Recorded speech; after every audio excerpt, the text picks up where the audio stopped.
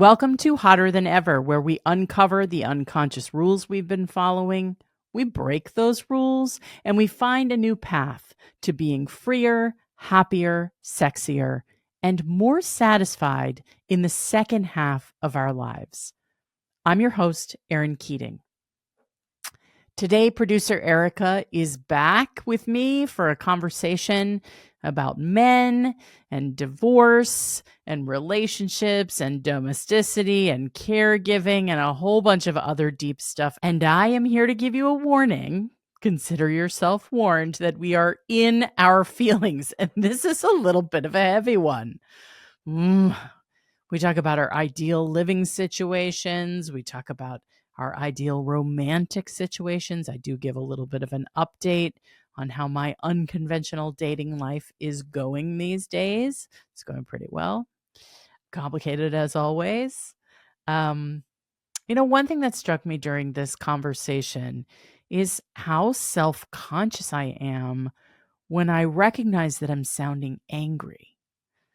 It's like there's no room in the culture for women to be angry. It's just unappealing. And I am afraid that I will be unappealing to you if I come off too angry. I let myself go there a little bit in this episode, and so does Erica. It's hard not to be angry sometimes. It's hard not to feel frustrated and upset about how some aspects of the paradox of being a woman today, being a woman over 40 who is accomplished and successful and still kind of fucked up about love and relationships and dynamics with men and inside a culture that wasn't created by us for us. This is not a FUBU culture for women. I get mad sometimes when I think about the patriarchy and how these forces are so entrenched and disempowering for us. Even the most incredibly accomplished, fulfilled, and usually optimistic and successful among us.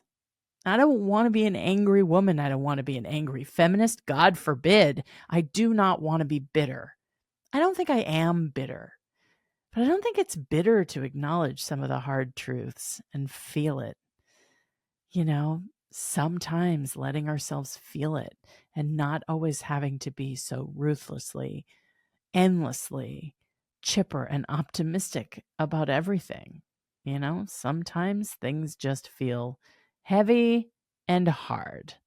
So as much as I celebrate optimism and positivity, you can't always minimize that, and it's not healthy to do so. Anywho's, I had this conversation with Erica that I hope you can relate to. I think you'll be able to relate to this emotional conversation. All right, let's get hot. Welcome to a special episode of Hotter Than Ever, where producer Erica and I are in our feelings. We are so in our feelings today. We really, really are. We plan to make this episode about new definitions for language that we think needs to be revised, like words like, menopause, perimenopause. This is my list. Low libido, childless cat ladies, self-care. I'd like to redefine midlife. We're going to do that episode. Wellness. Well, fuck you, wellness. But what we found when we got on the line together today is that we are both feeling all kinds of things about the role of women in our culture, how we sit in our own lives in relationship to men, the men we love, the men we're in business with, the men we're partnered with, in my case, my lovers. The shit is so complicated. And Erica, maybe you can start with reading from this book that has been inspiring you, which is everyone is freaking out about, this book about divorce called Liars. Yes, so I just finished reading Liars by Sarah Manguso. And it's not new subject matter. The subject matter is about divorce, but it is the most piercing, honest, gut-wrenching, revelatory, and so well written book I've ever read on marriage and divorce. And everyone is saying this to me, and for some reason, I cannot bring myself to read it. I feel like, I don't know, I just don't want to cry that hard. I feel like It's it's not a gonna, like, crying turn me book. inside out. It's not a crying book. It's more of a rage book.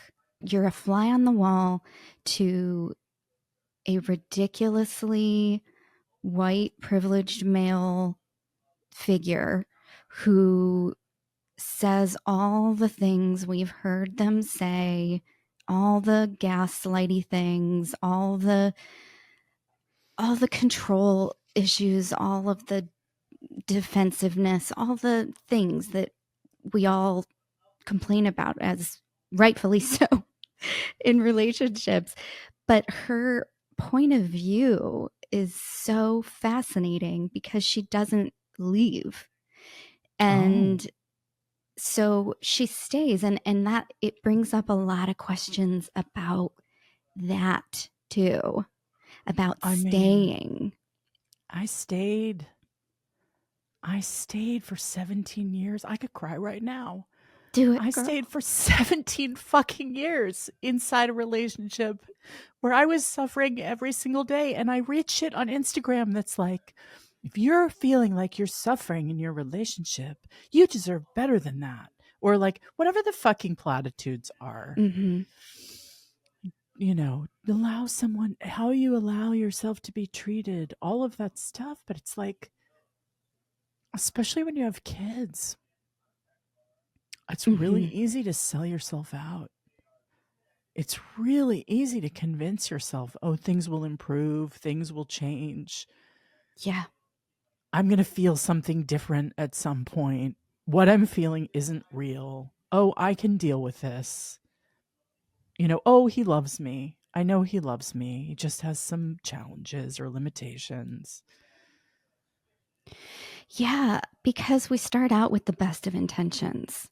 And I think, especially when you're an artist or a creative person, Mm, and you meet someone who also has that kind of whimsical creative spirit that meets yours, and you think, we are going to do this differently.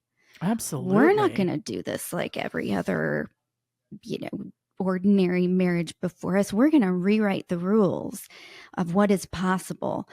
But what we come to find out is that patriarchy is so strong, and the pull of it is so strong, that everyone ends up kind of going to their corners of traditional marriage, and it becomes what our biggest fear materializes, which is that it becomes this, you know, thing that drains the life out of us. Yeah, I felt like so much of my marriage was me resisting, was me like insisting that I have the big career that I wanted. And he wanted that for me. We both had ambitions. He wanted that for me. Mm-hmm. I wanted that for him. I wanted all his creative success. He wanted all of my success. Like we were going to be in lockstep about this stuff. And yeah, I felt like I had married someone who could at least relate to that part of me and who wanted a woman who we could stand side by side and look into the future together. But what ended up happening was I was made responsible for everything he lacked. Mm-hmm. Mm-hmm. everything he lacked in his self-esteem, everything he lacked in his ability to function in the world. Yes. Um, and so I became hyper competent and resentful. And so I just kept taking more and more on my shoulders of like, okay, well, I'll do the taxes.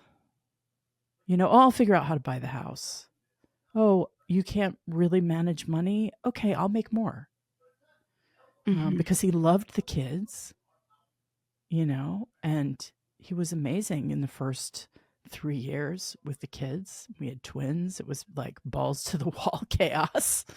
We Yeah. were both trying to keep jobs, and my career was growing, and it was so intense. And it's just almost like, what's the opposite of attrition? It was like I just kept accruing responsibilities. Right. Right? Well, that's so interesting, Erin, because that is also her story in Liars. She is the success. Mm-hmm. She's the successful writer, and he had to abandon his creative dreams and get, a quote unquote Straight job. straight job. And therefore, she was kind of expected to pick up the slack on everything else. Oh, because she got to be successful and happy about her own success, then she had to fucking pay for that. And she didn't make as much money as he did as a writer. So, but my point is that what I'm hearing you say and what she's saying is, and something that I read from an interview with her, she said, women of my generation were sold a bill of goods for a new kind of progressive heterosexual partnership that Yes. for most of us never actually materialized. And so, yes, progressive partnership, you've got this amazing career, but that doesn't mean that the partner also was progressive enough to take on the rest of the responsibilities. It still fell on you. Yeah, and I also felt like all of the care piece of the marriage was on me. Right? Like all of the looking out for everybody's feelings. Yeah. And when I was seething with rage all the time or crying all weekend long because I was so overwhelmed and stressed out, I was punished for that. I was told you're a workaholic or you don't know how to do love. That was a big narrative in my marriage.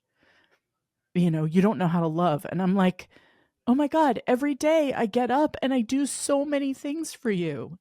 I do so many things for us. If that's not love, then yeah, maybe I don't share your definition, but you don't go into a marriage with those definitions. No. You don't have that conversation. There's no I always admire those religious couples who are like, and then we went and sat with the pastor and talked about what our marriage is going to be like. I never sat and talked with anyone about anything in my whole life, any decision I ever made. I didn't have parents who participated in that way. I was so strong-willed, they were probably scared of me. Right. But I didn't have anybody going, hey, here's some things to think about to decide whether this is the marriage you want, to decide how you're defining the terms of this thing. And also, I think for the first few years of a relationship, everybody's showing their best side. Yes. Yes. And it takes a long time to get to the muck and the scary, fucked up stuff that's underneath for all of us. And maybe I have more of that than other people do. He certainly did have more of that than other people. I don't think that that's the case. I think what happens is that our skills, our traits, our behaviors, our personalities get weaponized against us. Oof, say more of that. I don't know what that is, but I'm upset by it already. I mean, it's like the things that make us us end up getting weaponized against us. Oh, my independence. The My things that independence. Yeah. make us the women that we are, the ones that can get shit done, the ones that can achieve, the ones that can care, listen, make friends, pay taxes, pay bills. It's like, okay, at face value, those things are all awesome. But one by one, if you're dealing with someone who's fragile, who has a fragile ego and feels less than, all of those things can be weaponized against you because, if you're doing you're taking on your career, you then don't have time for me. You don't have time for the family. You don't know how to love me. You don't know how to love the family. So everything about us that our partners were initially attracted to then get turned on its head, and it hurts. It hurts. And that's the patriarchy, I think. That's the Is that what the patriarchy. patriarchy does? Is that what the patriarchy is? Yes, weaponizing our humanity against us, our female, our feminine humanity against us. So part of me doesn't know if that's true. Part of me is like, okay, I see the patriarchy in that, like, we don't own anything. Like, we don't control the boards. We don't control the courts. We don't control the banks. We don't run the hedge funds. We don't make the fundamental decisions that drive our culture. We are not in a position to look at all women and go, yeah, you need subsidized childcare. Yeah, you need no fault divorce. Yes, of course, take care of your reproductive health however you want to. Like, I have a dream of Scandinavia where like, all of that stuff isn't in play. That's not even a question. Like, let's just treat women like full human beings and share the responsibilities and the spoils. But that's how I see the patriarchy, but I also see it showing up in the domestic sphere where there's a set of expectations of caregiving. Mm-hmm. And if you are not a woman who prioritizes caregiving, Mm-hmm. what are you to the culture? What are you in your personal life? I had a conversation with my son last night who was like fuming and fretting over the fact that he couldn't find his t-shirts. He just could not find his t-shirts. And I do like 5 loads of laundry a day. Like I have literally now hidden all of the towels and issued 2 towels to the children at the beginning of every week. Because when we came home from vacation, within 24 hours, they had used every single towel. And my dryer Towels doesn't are work. fun, man. My I love a dryer clean towel. yeah, my dryer does not work very well. So you have to run Oh, man. the towels through 3 times. Oh, no. So for me, that was a rage-inducing incident where it was like, I feel the least useful into the world when I am doing 5 loads of laundry a day. And then I'm standing there with a huge pile of laundry. I am folding things. T-shirts are being revealed in the pile. Although when he looks at the pile, and it's really hard to have a 13-year-old son and be thinking about the patriarchy all the time. Like, he is fretting about it. And I said to him, babe, here's what you need to know. I always find everything. So if you don't find it, I'll help you look for it. But I'm in the middle of doing laundry and it's the thing I hate the most in the world.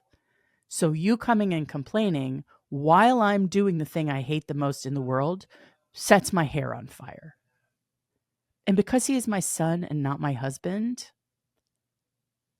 he's like, okay, mama, I get that. I see you. And maybe if I had a different husband, it would be like this too. He's like, I see you. I get it. I see how I'm making it harder for you. I'm really sorry. I was like, okay. Like maybe there's hope. That's it. I think it's the hope is that we raise a generation of boys that understands that every time they forget to do the task that's assigned to them, that is one more job that a woman needs to remember, which just adds another task to her list. And does that make sense? Yeah, Like, of course. yeah, Of course. I mean, you see me drifting off into reverie about Eve Rodsky. I think about her all the time and domestic labor and, the like, hey, babe, just tell me what you need me to do. It's like, yeah, yeah, you know what I need you to do. Why don't you just do it? yeah, Like, yeah. I can't believe how enraged I am about this. And it makes me feel so petty. It makes me feel so petty to think about how much I care about the unfairness in our domestic lives. Well, because it's unfair in our professional lives too. So we live with a world of unfairness everywhere we go. And the one place where we're supposed to feel good and safe and cared for is in our homes. And if we can't feel that way there, then it just feels hopeless. It feels like the world is conspiring to just piss us the fuck off. Yeah, but we're not allowed to be angry. And even No, I we're even not. I have feelings come up when we talk about this stuff on the podcast that I shouldn't be talking about this. Yeah. I shouldn't be talking about this because it makes me unlikable, makes me unsponsorable, makes me too strident. Don't be too angry. Keep your sense of humor. Don't talk about the patriarchy so much. Like, nobody likes an angry, resentful, unhappy woman. Podcast Like host. podcast host. Right. Woman with a voice. Yes. Woman with a voice. No, it's And true. that's not what I want this podcast to be, but I want us to acknowledge these feelings. I want us to acknowledge the anger. Well, Because what we where know how are to we do is allowed? shove it down and fucking Right. eat it. And Let's eat shoving it. it down, we all know makes us sick. Makes us sick. So where is there a place where we can be angry? Because we have to be able to express anger. We have to have a place where no one is going to judge us for expressing healthy anger. First, we need to acknowledge that there is such thing as healthy anger, that is a thing. Absolutely. It is. Well, we wouldn't have it if we didn't need it, right? Like, biologically, we wouldn't have evolved to feel angry if there wasn't a purpose, if it wasn't like a pressure relief valve, Right. And I think, like, because men have such a lock on anger, like the Marine used to say, we get horny and we get angry. That's all we know how to do. I loved his simplistic take on masculinity, and it was actually quite charming to me at the time because I Right. was, I Just wanting to be he in your was fucking the feminine. shit out of me Yes, like yes. all the We're time. just eating up So I was that like, masculinity. yeah, fine, I'll take all that testosterone mojo. But yeah, I mean, men have a lock on anger, and women, God, we are really unappealing when we're angry. We are really Oh, yeah. unappealing, and we need to be appealing because our appeal Mhm. is what keeps us safe. That's why we try so hard to be pretty. That's why we try Yes, so and hard to it be is soft and sweet. It's part of our nature, but it's also part of what we're socialized to do. right, and we are socialized also to if we do need to express some sort of dissatisfaction, it has to be under the perfect conditions. It has to be said the perfect way.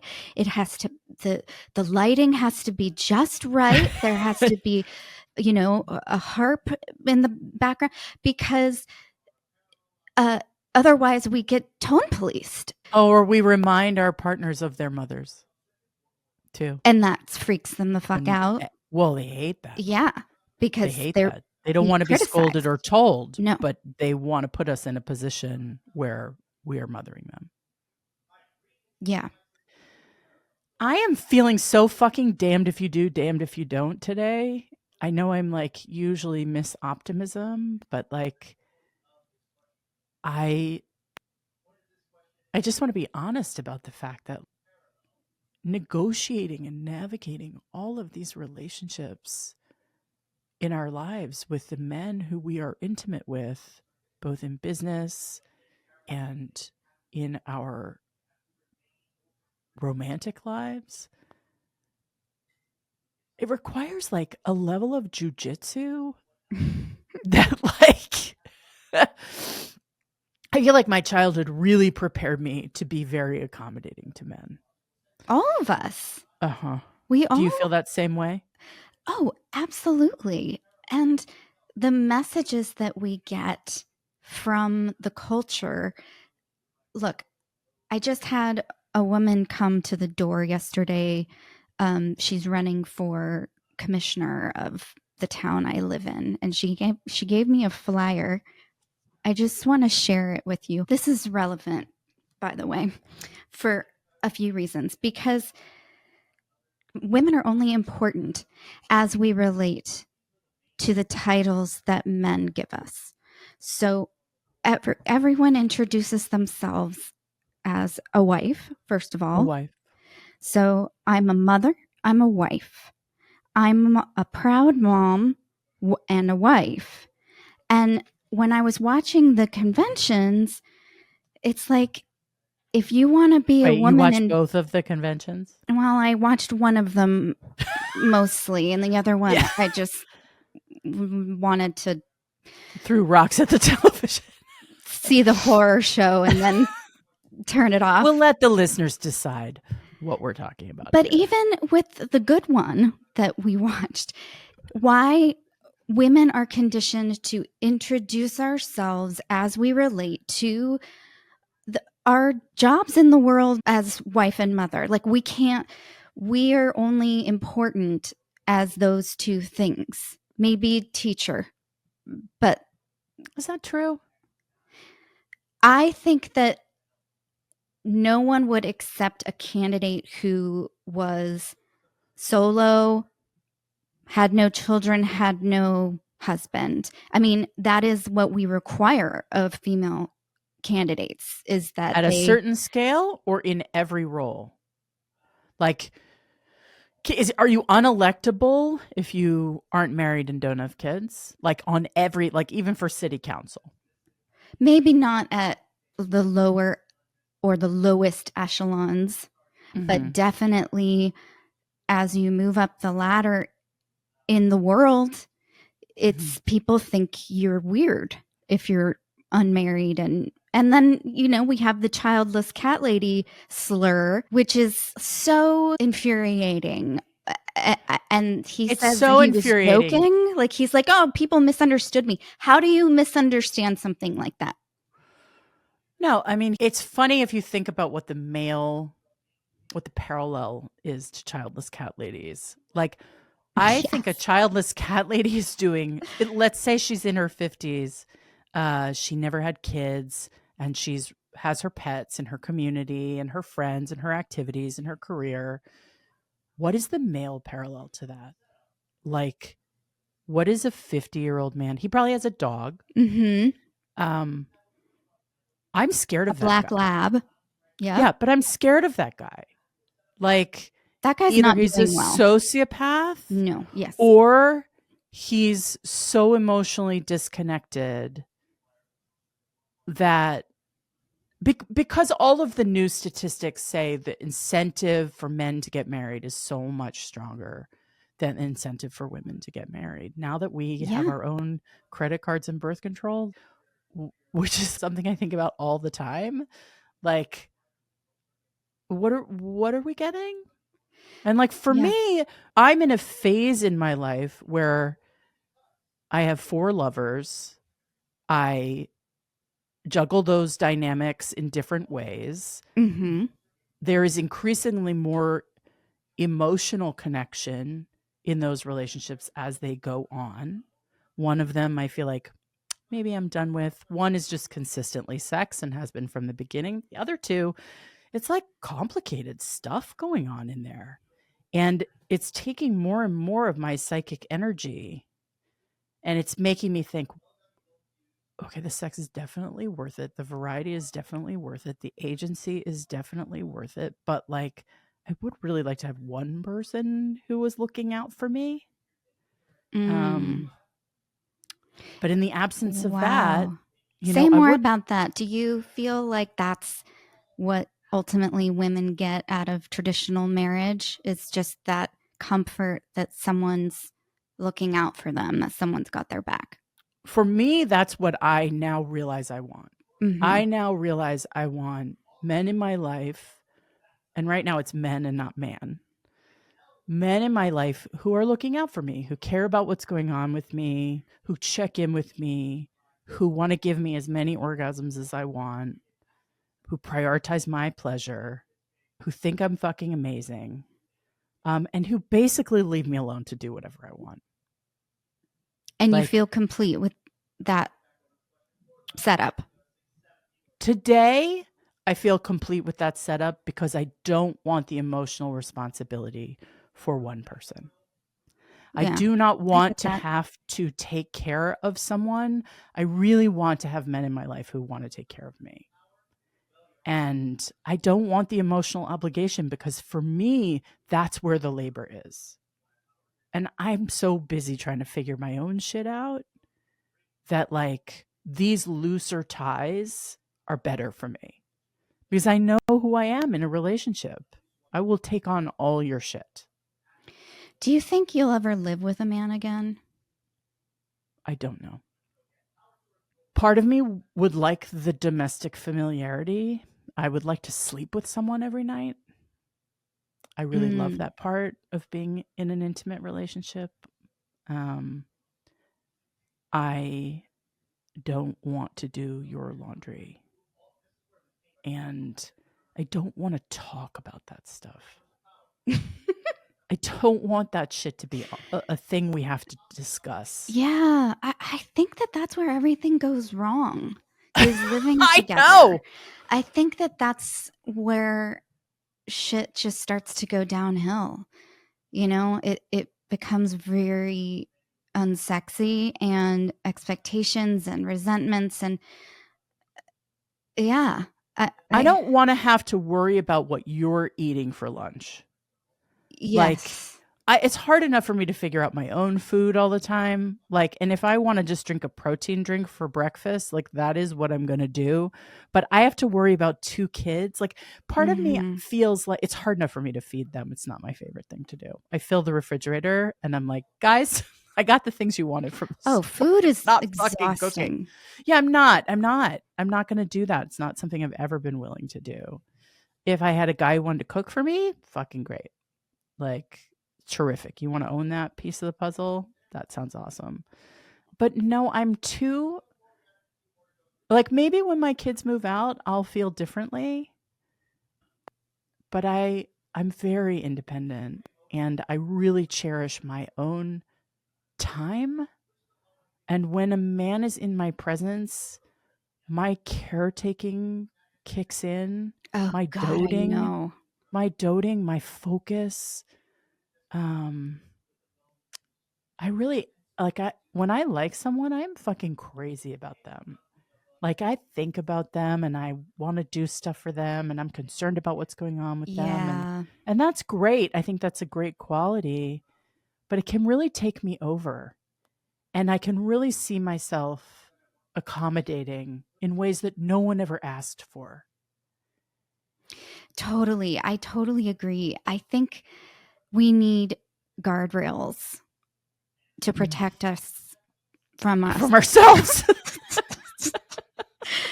But it's from our true socialization. because, well, one, from our socialization, but I also think it's biological. I think Sure. there's a chemical component, a biological component to it. Our brains are can outsmart our bodies, and we can put boundaries in place knowing that that's what is best for us ultimately, if we've lived, because we've lived through it. We know ourselves, Right. we know our tendencies, we know our inclinations. So if you know you're inclined to dote and to caretake, then, maybe cohabitation doesn't serve you well at this stage of your life, because otherwise independent, free-spirited Aaron like dies a little bit, I shrink. and I don't want to shrink.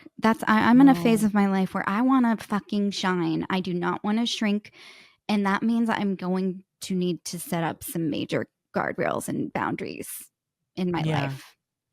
It'd be nice if I was with someone who had their own place, and we could sometimes be at their place and we could sometimes be at my place, and we could sometimes be separate, but most of the time we spend the night together.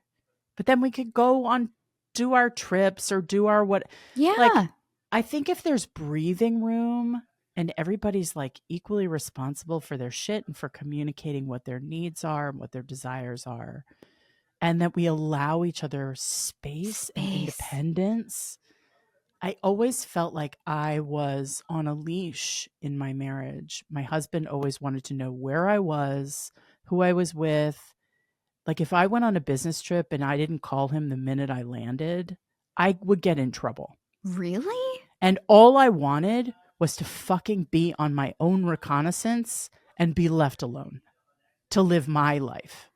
And he Mm. he was like, "Well, I just want to know you're safe." I'm like, "You'll get a call from the police if I'm not."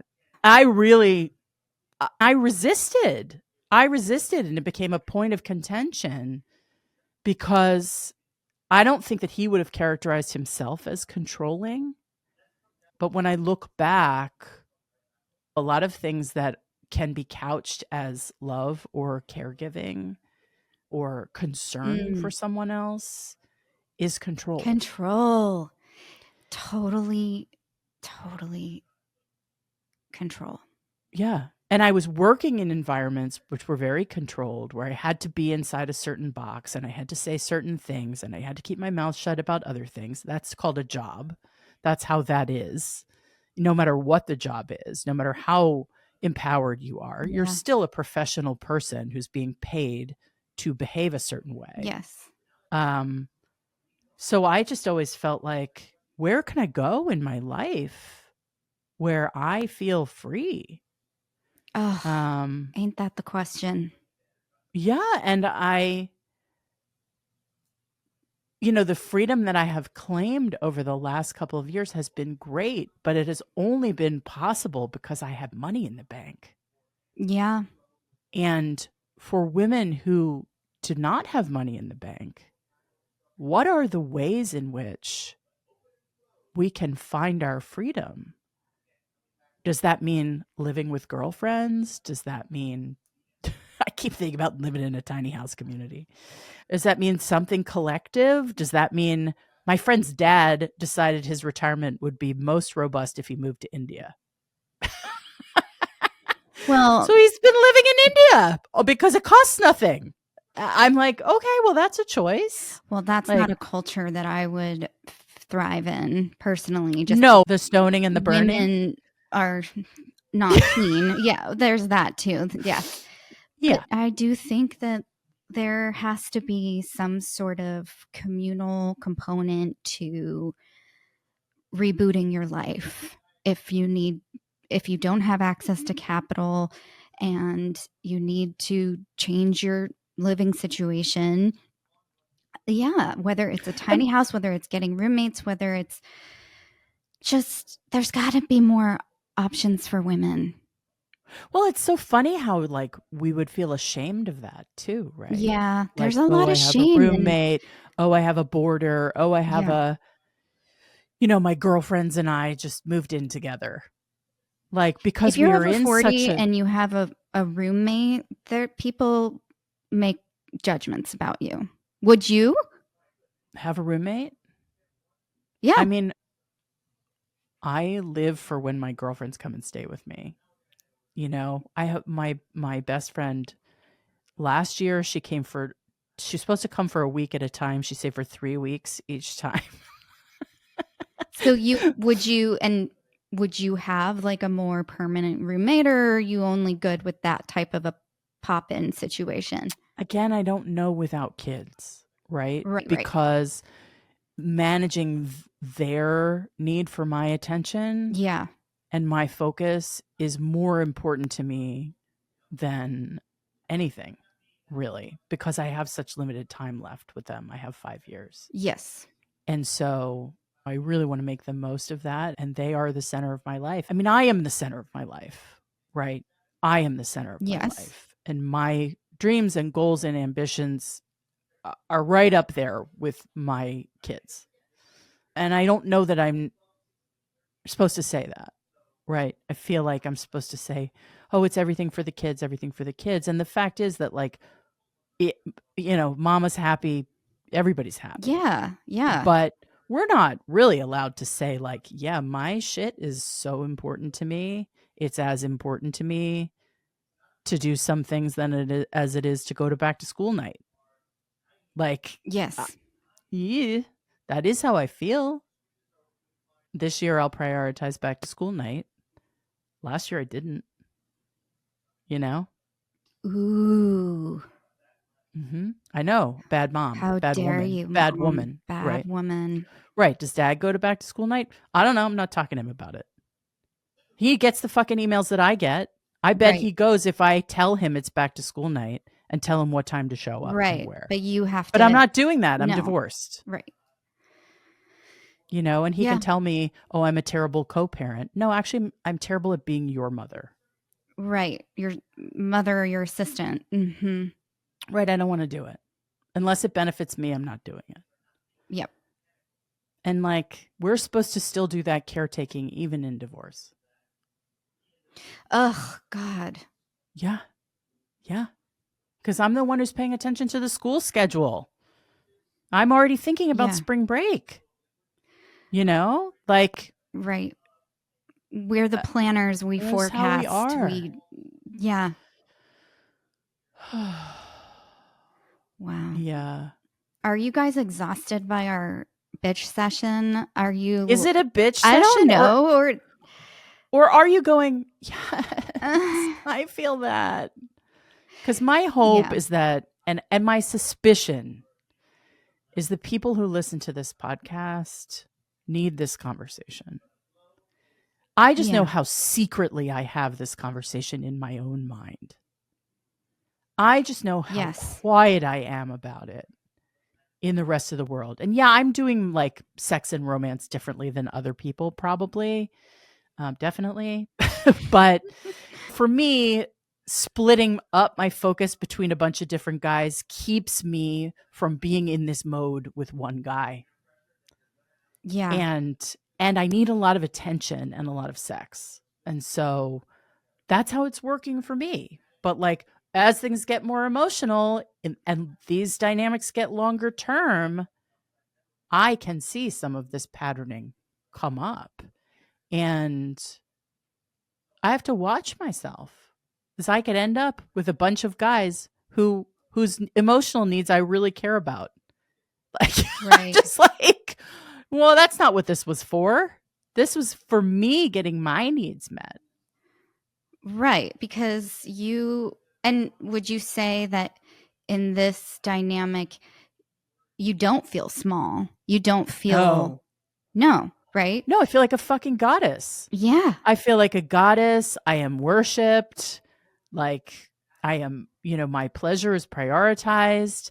And I get, like, sweet check-ins all the time. That's nice. And, like, how you doing? And if I'm upset, like, they want to talk. Yeah. Like, it's really nice. And That's then I don't nice. have to be responsible for them and their complicated shit.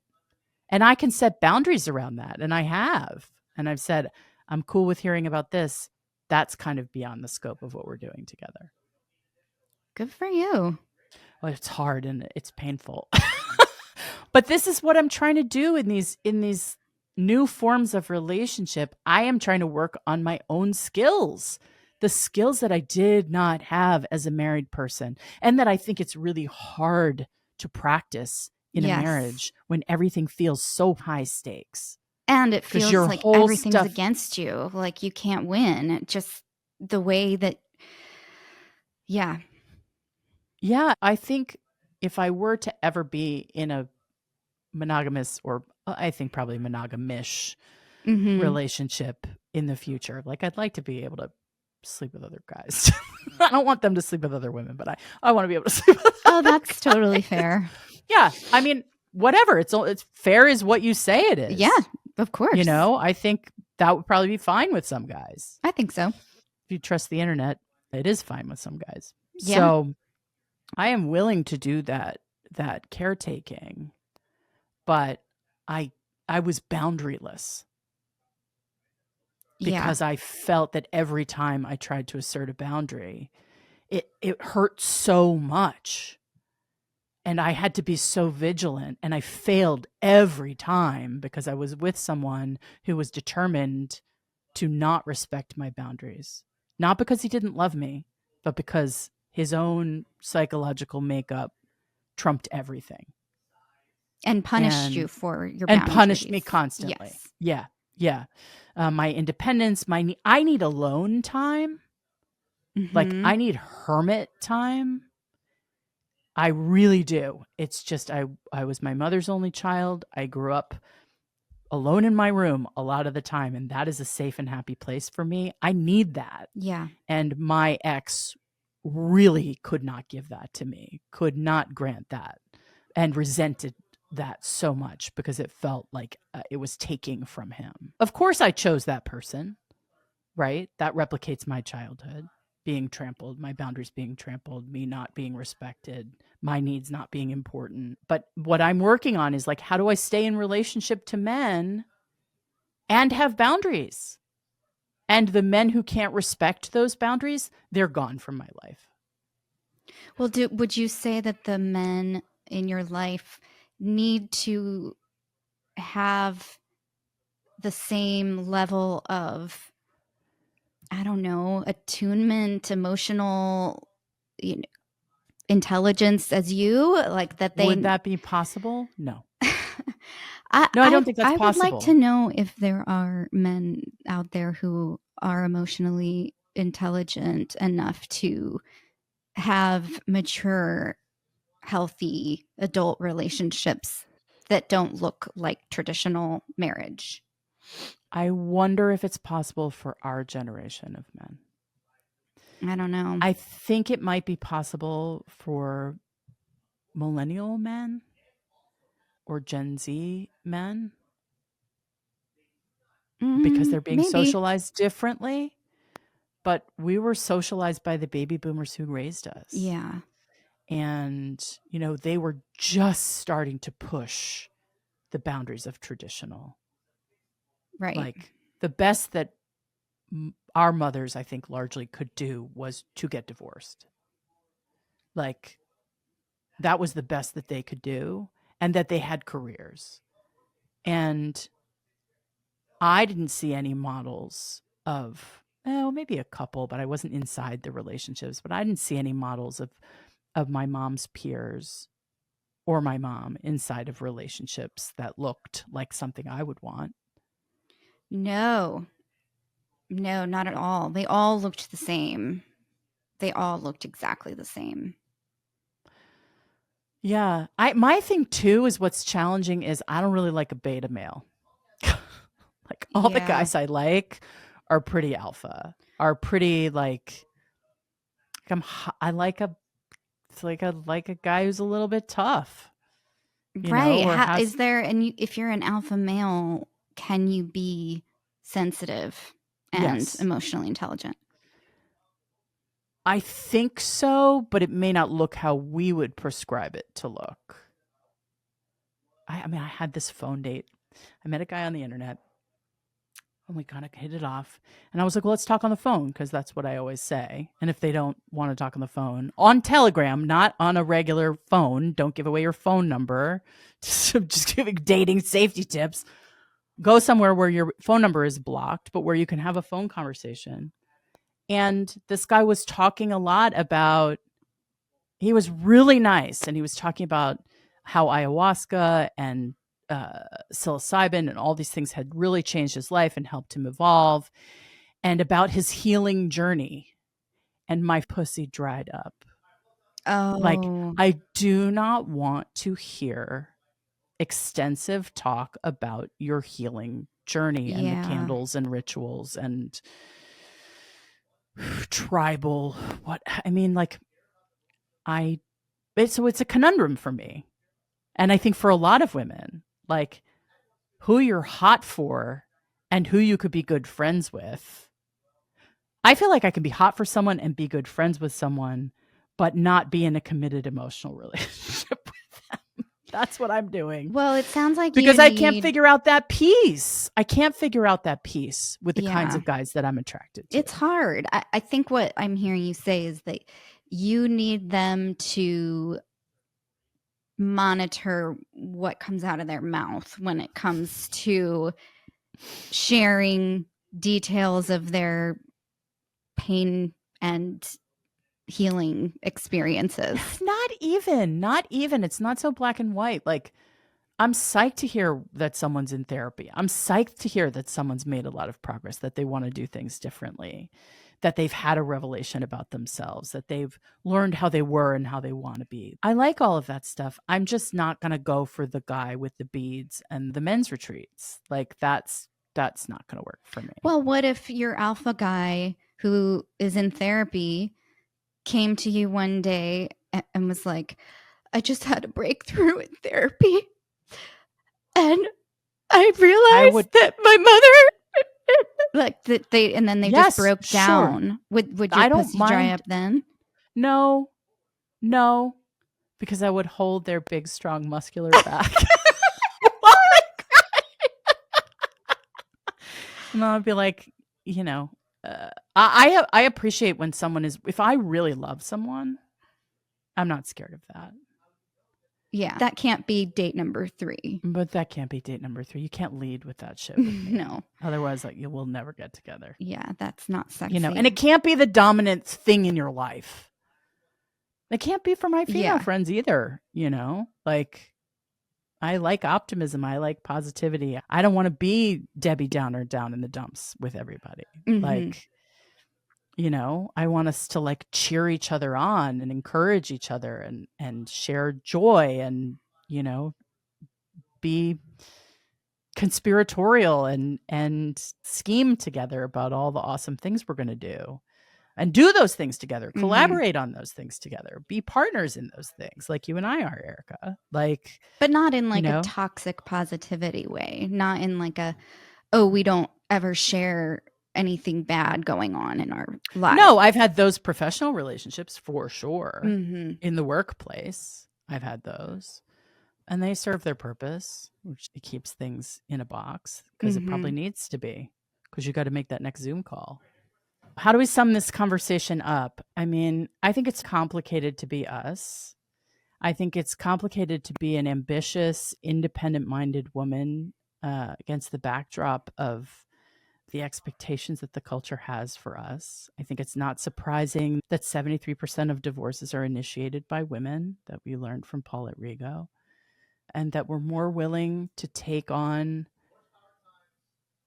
parenting and our professional lives and all that stuff alone these days than we are wanting to carry a load that isn't ours to carry.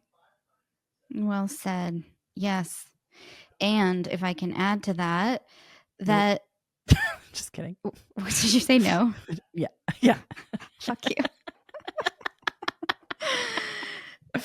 That we are trying to push against a paradigm that we were raised in, and we're trying to do things differently. We know what's not working for us, but we don't know how to do it any differently. We're looking for models. We're trying. So we're looking for examples. We're trying we want to see how you're doing it. Yes. Like, I want to hear from the Hotter Than Ever audience about how they've solved pieces of this puzzle. Me for too. Themselves. I want to hear about people who, I want to hear about middle-aged women cohabitating. I want to hear if do you have a roommate?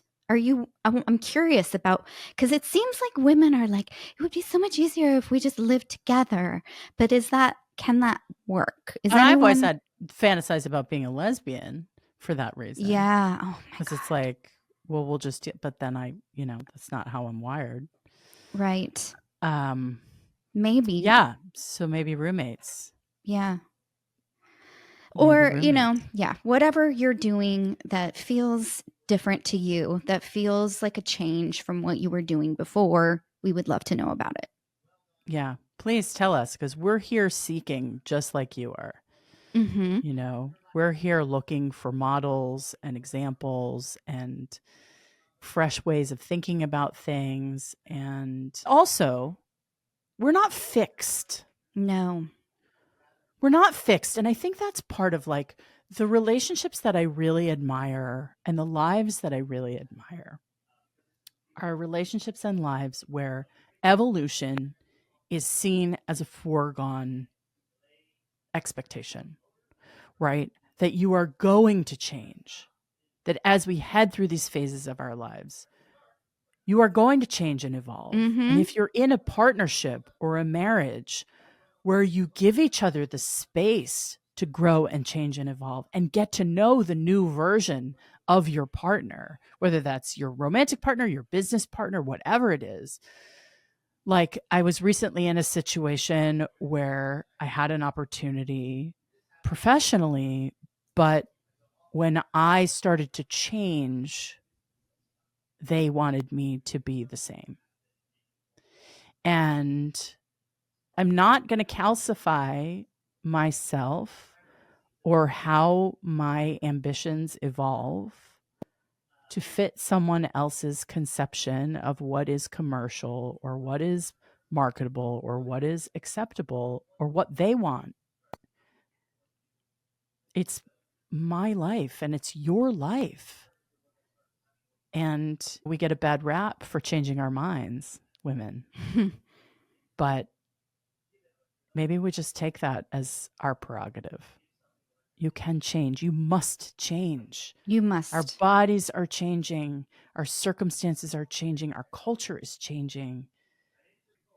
Let's all just work on being okay with our own evolution. Yes. And I would even say change faster. Ooh. Let it go quicker. Get out of there sooner. Don't let it linger. Oh, that's like the Cranberries song. Do you have Do to? you have to let it linger? Do you have Do you to? have to? Do you have Oh, to? do you have Right. to? I Let did. it I had to linger? for 17 years. I had to Yeah. let it linger. I mean, that I think we stay in a way of being too long sometimes, and we know that it's not right for us. But like you always say, Erin, how much time do we think we have left? That's right. And, get out of there. If it's not working and you're pretty darn sure it's not going to change, get out of there. Are you giving yourself advice right now, Erica?